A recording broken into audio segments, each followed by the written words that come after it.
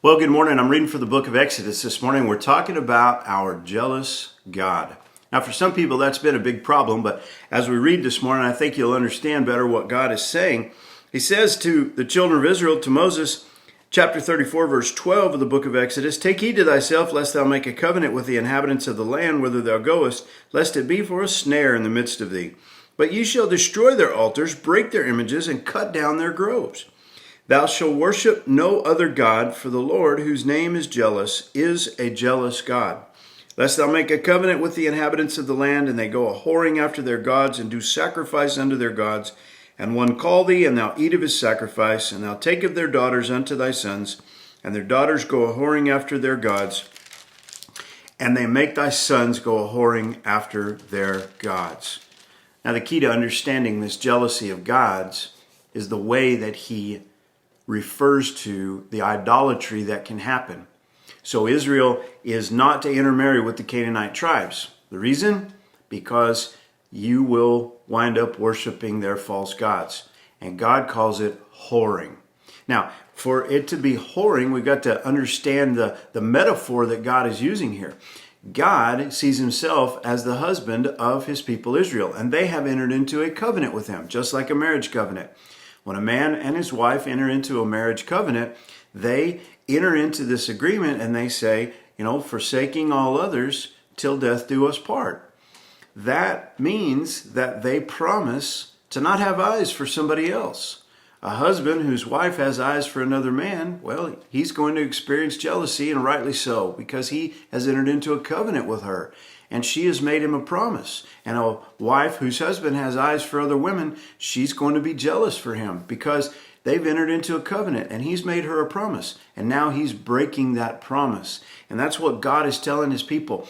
Don't break this promise, because if you go and you worship the gods of these Canaanites, it's going to be like committing adultery. You're going whoring after some other lover that's not your husband.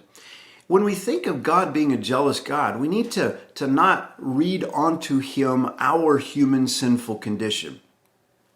This is a definition of jealousy amongst us as sinful fallen creatures. Jealous resentment against a rival, a person enjoying success or advantage, etc., or against another's successes or advantage. And so many times what we experience as jealousy is we're jealous because, they have an ice cream cone and I don't. And I wish that I had their ice cream cone and they had a pink feather. Well, that's not the way God is. You see, God is, there's nothing to compare to God. God is truth. God is light. God is, he is the most incredible, awesome that there is. And so for you to look straight at God and to have this covenant relationship with God and then say, I think I'll go worship the gods of the Canaanites, or boy, that girl's pretty, I like her, and she worships the gods of the Canaanites, so maybe I'll just go with her to the sacrifice that she's going to. You see, that causes God to be jealous for his people because they are turning their backs on the truth and they are walking right straight into a lie. And the Lord Jesus Christ, he is referred to as the bridegroom, and his church as the bride.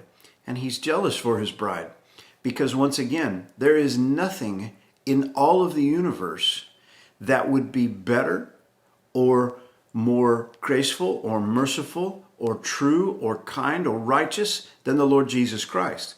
And so for us to turn our back on our bridegroom and to follow after idols, well, that's just foolish. And so God says that he's a jealous God.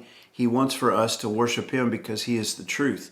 And for us to worship something else, well, that's just foolishness on our part. Listen, I want to encourage you this morning. He is worthy of our worship. God bless you. I hope you have a great day.